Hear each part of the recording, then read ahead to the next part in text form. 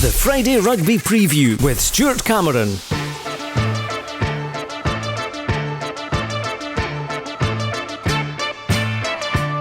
Hello and welcome to the Friday Rugby Preview, and as usual I'm joined by Purdie, and we'll start by looking at last week's fixtures involving Boda's teams, and the two Boda derbies went the way of Kelso, who beat Selkirk at Philiphaugh by 27 points to nothing, and Hawick, who completed an amazing 50 months of home wins with a 59-12 victory at Mansfield Park over Jed Forest. So Robin, two games which went to form. Yes, I would say so, Stuart. Certainly the Hawick game against Jed. Unfortunately for Jed, if you're from a Jed persuasion, that was on the cards beforehand, you have to be honest and say. Selkirk v Kelso was harder to call. Statement win for Kelso. Try bonus point, nil the home team. Pretty impressive stuff. Trying to go back through the records, I couldn't find the last time Selkirk got a 0 at their home ground. You're hard pushed to find the 0, and particularly in modern rugby, if you want to call it that. Tries from driven line out's really hard to defend. It's very, very rare, and it's very, very rare that a team of the quality of Selkirk, who are in the top division as far as club rugby goes, is nilled. But that's testament to Kelso. That really is a fantastic outcome for them. I think looking back at the highlights of that game, it almost illustrates the fine margins of rugby, because Selkirk, it appeared to me anyway, in the first half had a ton of territory, a ton of possession. 20 minutes really, they all went to Selkirk. A ton of chances. If they score one of them, it's a different game, but they don't. Kelso go down the other end, score a couple of tries before half time, and off they pop down the tunnel 15-0 to the good. National 1, Melrose beat Highland to move to within a point of Highland, who are obviously in second place, while Gala, who were drawing 21 each at Millbrae, eventually lost that one to Unbeaten Air by 35 points to 21. Yeah, I wasn't around on Saturday, but I was keeping a wee eye on the Twitter feed, and I noticed at one point it was 21-all, and I thought, that's a good effort by Gala. Gala really sticking in here, and other teams have caused Ayr less problems, it would appear, from that scoreline, and that looks to me like a pretty gutsy effort by Gala. And I bumped into somebody who'd been at the game earlier this week, and he said it was a pretty good effort by Gala. They fronted up, but as we've said many times before on this show, Ayr are a different animal to anybody else in that division, and they are going to win the league this week pre-Christmas. National 2, Berwick's game was called off due to waterlogged pitch, while Peebles got a very impressive 32-13 win at home to Falkirk, doing the double over them. Falkirk were table toppers, and now it's all changed, because Peebles have gone on top, helped as well by the fact that Newton Stuart couldn't get past Aberdeen Grammar. They lost to Lastway, they lost to Falkirk, then went on this long winning run. They also obviously drew with Lastwade amongst that, but they were on about 9 or 10 games without defeat, and then they go to Aberdeen Grammar, bottom of the table, and 13-0 up, looking good, and lose it. Arguably the shock result of the season, in that division, or possibly the top 2 or 3 divisions. We just did not see that coming at all. Fair play to Aberdeen. They've obviously, they've gutsed that out, and that doesn't help Berwick in any way, shape or form, but my word, it helps Peebles. You're absolutely right. That's a big result. Aberdeen have done Peebles, Falkirk and Lastwade a turn there. Peebles' massive result against Falkirk. Falkirk come away with that with nothing. Peebles come away with 5 points.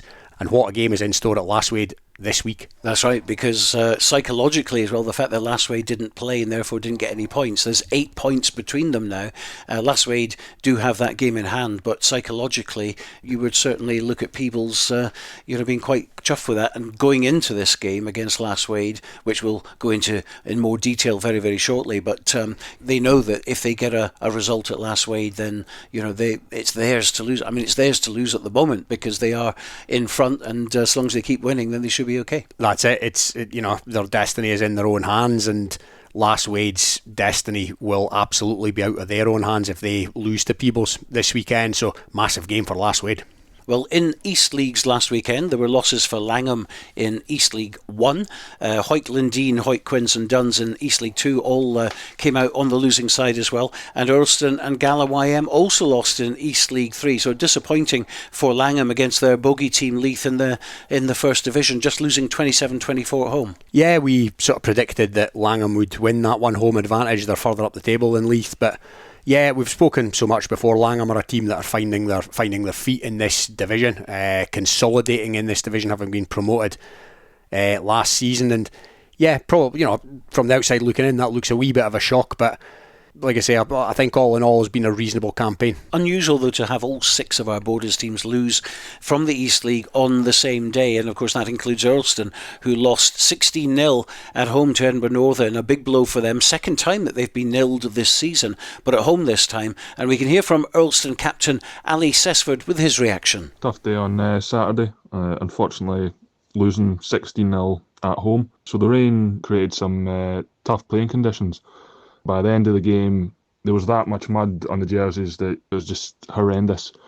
One of our general weaknesses is, as a team, our physical size. We've not got the biggest lads going, totally contrast to Northern, who came down with some big players with the intent of playing a physical game, and that is exactly what they done.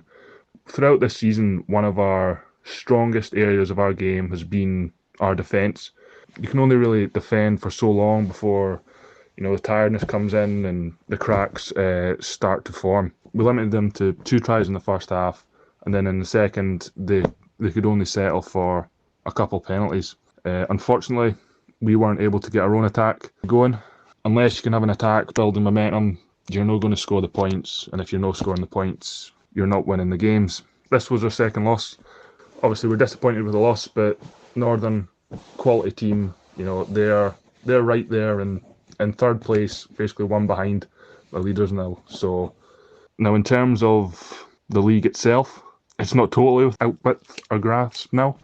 Obviously now we've made it a hell of a lot harder. We've got to hope that some results go our way, but in terms of what we can do now, we're totally focusing on the Trinity game, 13th of January. That one must win, ideally with the full 5 points, because we've no given out hope. That is still our priority, winning the league. Well, it's a funny old game, rugby, isn't it? Because we've heard Ali in the past, in the recent past as well, being absolutely overjoyed at some of the results. And there he is on the back of a very disappointing loss. As he said, there was lots of issues there. At the end of the day, it's a 16-0 loss, and it's a bit of an uphill struggle now, particularly with Trintiaki's game being at Bangham, away from home. That's not going to be easy on, I think, January 13th. Yeah, it's most certainly not. And the outcome of their season, unfortunately, is it's kind of out of their hands now. Of course, all they can do is win as many games as possible. Ideally, all their games and all of them with a bonus point. Bonus points could play a part here, absolutely.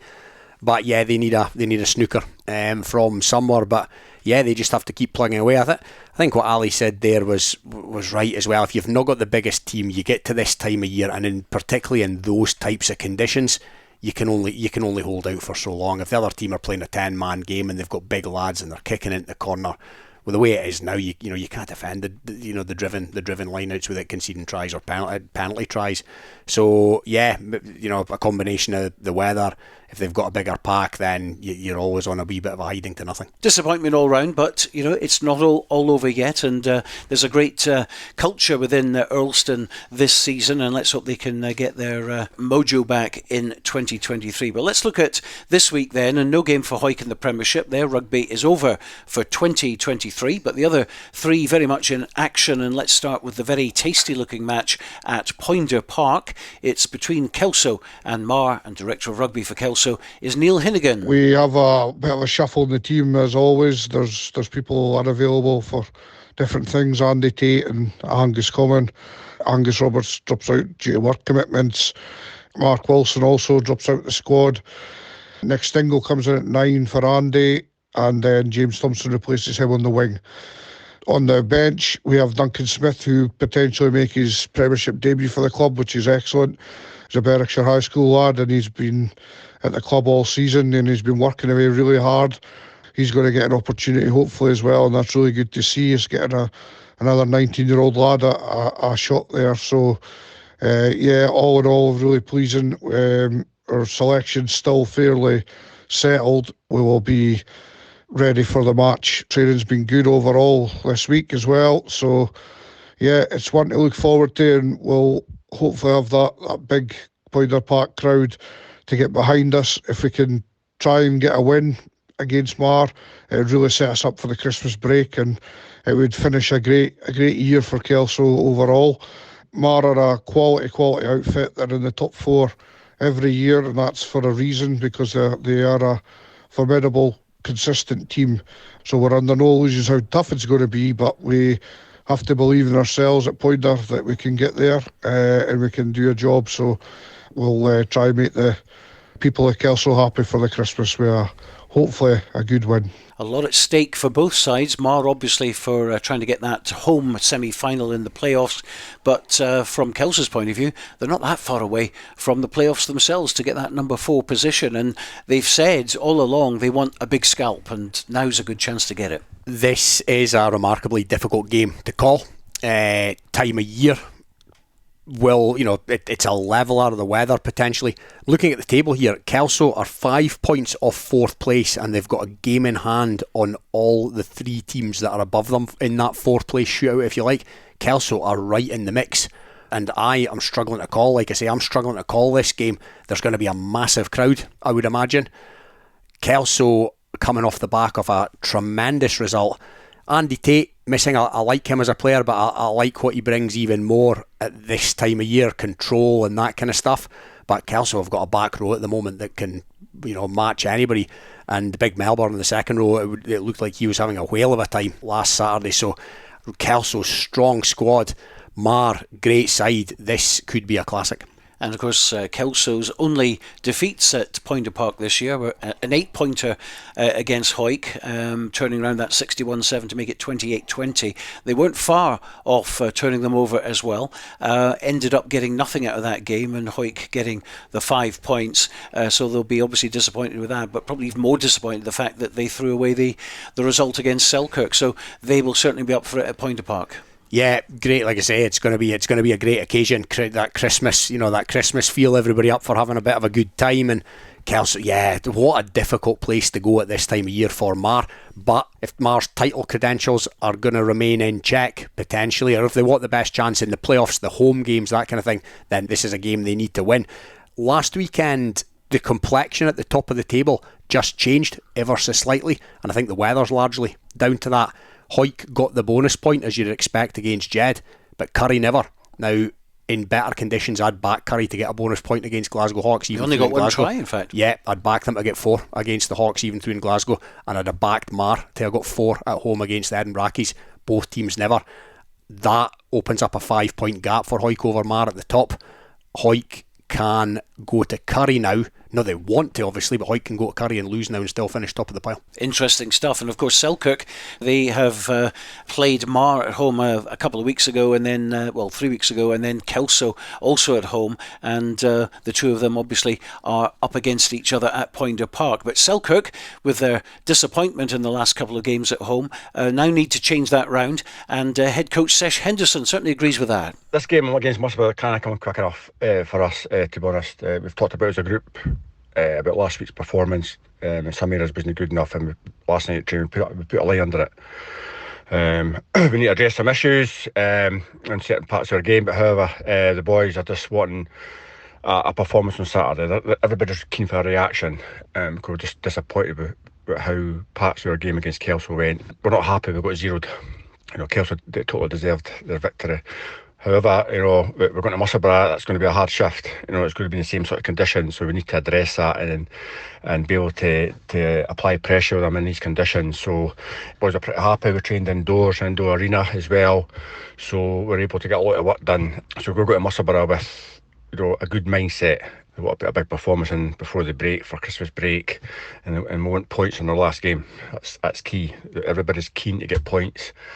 And we realise Musselburgh are still in 4th position. They'll be looking at us as a big game, a big W for them. But we've got to make it. If they've got to win against us, we'll have to put in a big shift. I think the boys will come up with a big performance on Saturday. Musselburgh with their heads up at the moment. Of course, this is the 3rd attempt for Musselburgh to hang on to the Bill McLaren Shield, which they passionately want to do. They've beaten Jed Forest and they've beaten Edinburgh Accies. The Edinburgh Accies game 37-35 went right down to the final whistle, but they have the Bill McLaren Shield. They're in no mood to give it up. Selkirk, on the other hand, could get a bit of a consolation prize, couldn't they?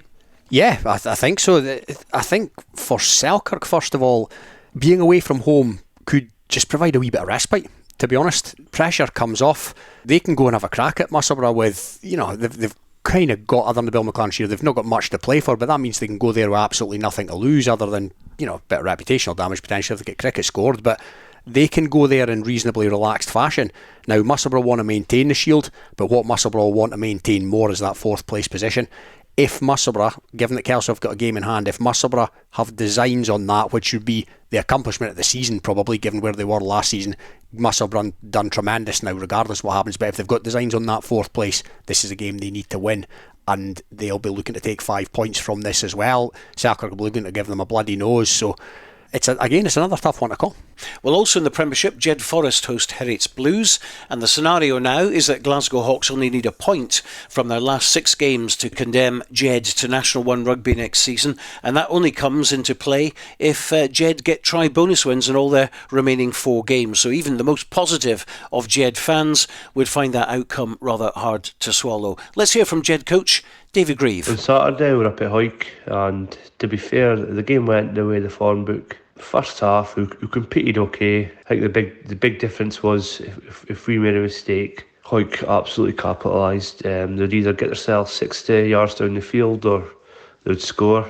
It was too easy for them. If Hawick made a mistake, we'd be lucky if we made a metre. But we did create a few chances. We kind of got to half time, and I think the last quarter of the game, Hawick just pulled away. They're a lot sharper, they're fitter, they're more organised. They're a really good team. They've got a great squad. For us, we've got Heriots this week.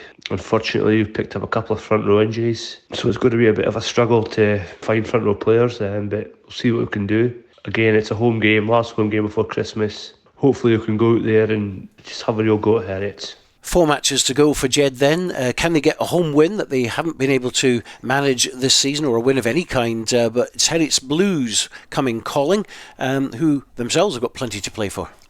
Oh, absolutely. Heriots Blues, similar situation to Musselburgh. They're playing a team this weekend below them in the league, in the lower echelons of the league. Heriots very much with one eye on that 4th place as well. They're very much in the shake-up, so if they want that 4th place, then this is a game they need to win, possibly a game they need to take 5 points from.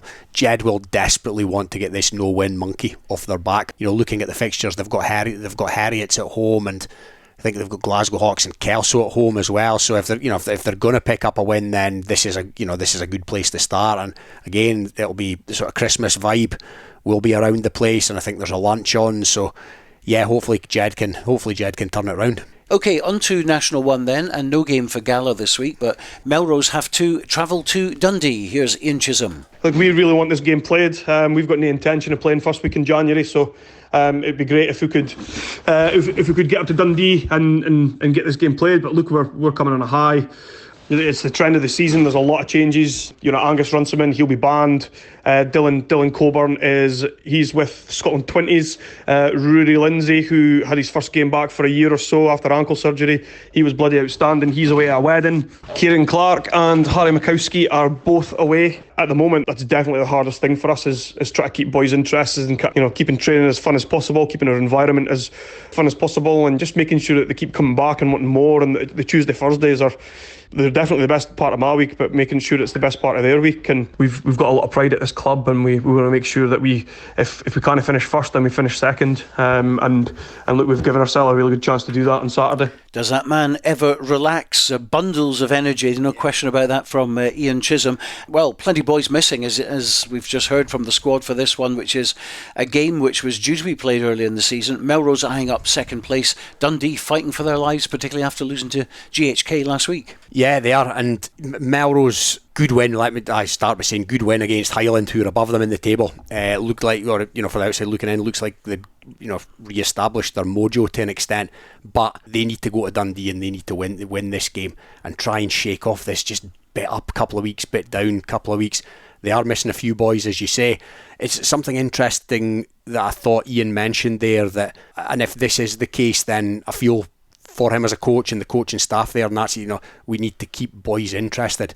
To me, I just think this is Melrose Rugby Club.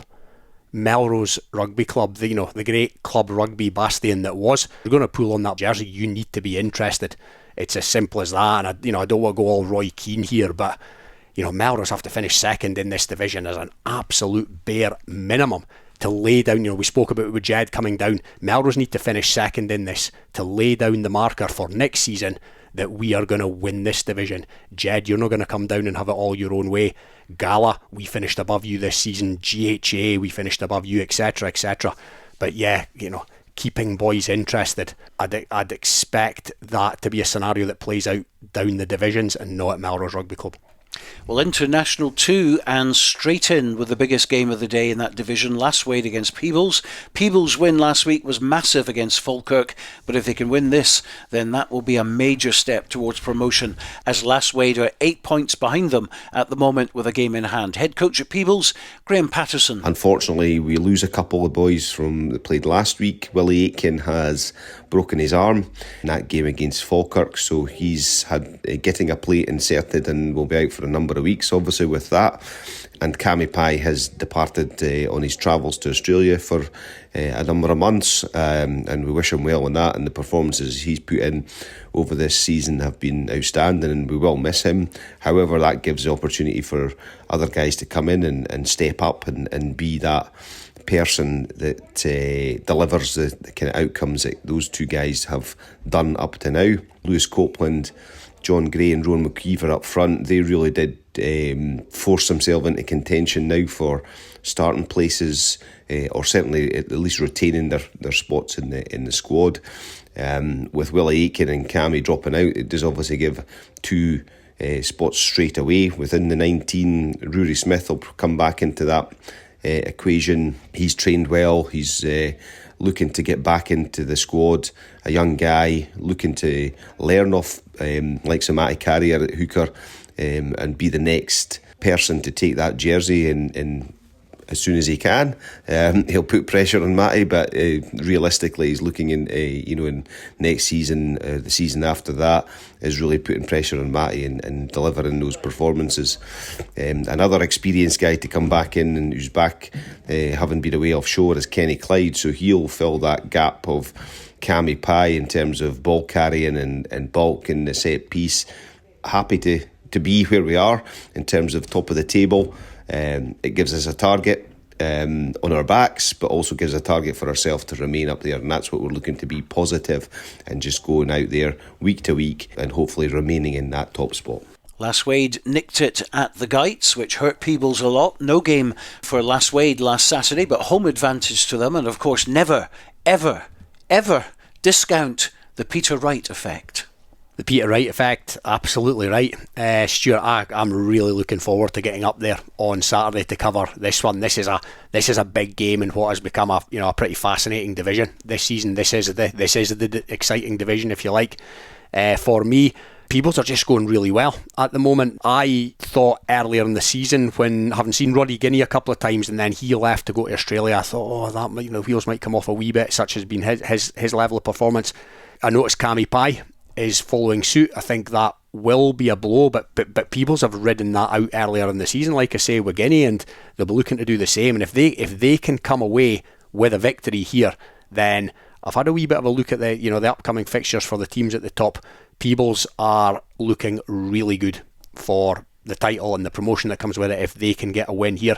However, Lasswade have got something to say about that, and for them to get their own bandwagon, if you like, back on the road, they need to win this game, so it is all to play for.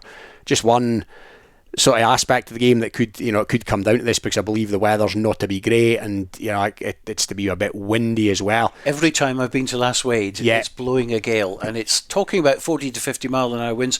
I've been keeping an eye on the BBC forecast, and at the moment it looks as if that's coming in the morning and it might just blow out by 2 o'clock. But even then you're talking 20 miles an hour winds, which in a normal place is okay, but at Lasswade, because it's so flat and open to the elements, that can play a big factor. That's it, and we've seen historically how that can impact on penalty kicks from 65 65 metres. That's a few years, but you and Scott at Jed Forest from Jed, but no, just on that, the weather situation and the tight nature of this game, there's going to be a great front row battle here, but with a couple of experienced campaigners. Matty Carrier, we speak about him a lot. But Lasswade, I think now I've got Dale Robertson moved forward from number 8, talismanic player, over the years, Boroughmuir as well. He's now, I think, playing in the front row. So, yeah, could be a bit up the jumper stuff with those two duking it out Yeah, one for the purists, I think, but that's going to be our commentary match tomorrow. It's a 2 o'clock kick-off and we'll be on air at 1:30. Robin joining Scott Tomlinson in the commentary box at Hawthornden with Hugh Brown pitch side, and with a strong wind predicted and muddy conditions, this could be one for the purists. Well, no East League games tomorrow, by the way, but in National 2, Berwick have a tricky trip to play Newton Stuart, who will probably be wanting a backlash after losing to Aberdeen Grammar last Saturday. Here's Berwick's forward coach, Paul Pringle. This week we'll be able to welcome back club captain Alistair Grieve and Alex Orr into the forwards, so that's two real key players for us coming back, and especially Ali with all the experience that he has. So it's great that we're getting them back for the trip to Newton Stuart. We do have a few lads potentially maybe missing, just the normal kind of Christmas things around work commitments, etc.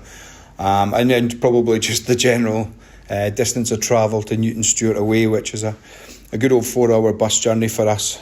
So we've got a squad together where it's mainly unchanged from what we've had most of the season. Very hard to kind of get constructive things done the last week or so with training, just in terms of those weather conditions. But we had a good session last night. Lads are really focused and really aiming to kind of finish the season or finish this year off on a high. We know it'll be a tough ask. Newton Stuart are a very strong defensive unit and a well-drilled team. Obviously they're pushing at the other end of the league for us, but given the Aberdeen result that they had against them, we really want to go and try and achieve the same this Saturday. Just on that Aberdeen result, I mean, it's a great result for them, but we're being really focused and telling the lads, look, let's not concentrate on them. Everything's still in our own hands. If we win our games, we've got Aberdeen on the 13th of January down at Berwick. It'll take care of itself. So focus is just putting a good performance in on Saturday, taking the Christmas break, and then being ready for when we go back in the new year. Yeah, that result certainly opened things up at the bottom. And of course, Kirkcaldy with Stuart's Melville beating them at Beveridge Park by 30 points to 20 at the weekend as well. Kirkcaldy going to be in the mix as well. And of course, Stirling haven't been going great guns, and Stirling play Stu Mel at the weekend. So after the Christmas break, things could be rather nervy for a few teams. Yeah, definitely. And Kirkcaldy have played 13 games as well to Stirling's 11 and Berwick's 11 and Aberdeen's 12, so yeah, they could get dragged back into it, absolutely. This is a tough assignment for Berwick, there's no two ways about it. Broken record I say every week about the journeys they have to make, and I don't mean this in a patronising way, but all credit to them. That it's ridiculous the mileage that they clock up, and Paul's right, it then impacts on selection because it's such long days away and some guys can't make it and all that kind of stuff. So yeah, it's going to be a tough assignment. They can take some heart, however, as he said, from the Aberdeen result against the same opponents last weekend. But yeah, Berwick, much could come down to their game on the 13th of January. That's going to be quite mouth-watering down there. And Aberdeen this week are at home to Kirkcaldy, so yeah, it could have a different look about it come Saturday night. Well, all this and more coming up in the next few months or so. Lots to still play out in some divisions, but that's it for today. It's our last Friday rugby preview of the year as well. We'll be back on January the 5th when a number of games will be taking place. But for now, thanks much indeed for listening. A very happy Christmas to you and a great new year from Robin and me. Bye for now.